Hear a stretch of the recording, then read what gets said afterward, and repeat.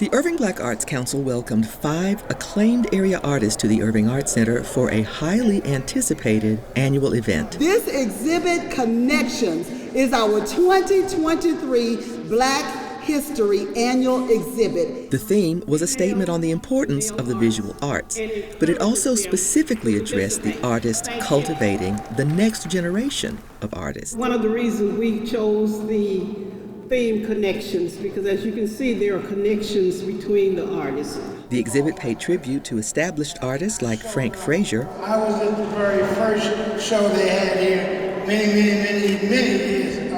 And Burl Washington, who have acted as mentors to the up-and-coming artists featured in this year's exhibit.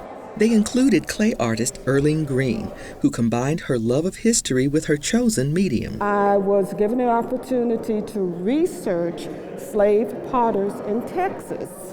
And I learned about the Wilson potters when I was in graduate school back in the 90s.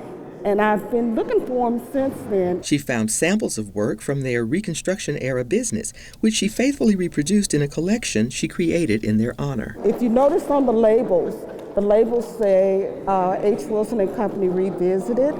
So it is supporting and sustaining the legacy. Gerald Lavelle's abstract work in India Ink and Vellum revealed a joy in using new materials and an interdisciplinary approach to the work. I do a lot of experimentation in my work. I like to have fun like that in my art laboratory. And so I had this vellum, I had these materials, and so that's what happened. I said, I just want to see what happens. And I said, oh, I like that. John Johnson shared his inspiration for the watercolor Going Up Yonder. When I was a boy, I just loved those rides. And this was a new one that Piggly Wiggly's had just put out. He recalls waiting forever for another boy to finish his turn. He must have had a pocket full of quarters. John's turn finally came, but... As soon as the ride take up and finna go, my mother said, come on, John, it's time to go. I didn't get to ride it that day. As a matter of fact, when I'm riding off in the car, he's waving at me like this, laughing. From a childhood memory to work from the old guard, noted artist and mentor Frank Frazier's mixed media piece was a metaphorical and physical history lesson. And all I'm trying to remind people about the struggle. If you look at it real good, those are real shackles. They came from Goree Island.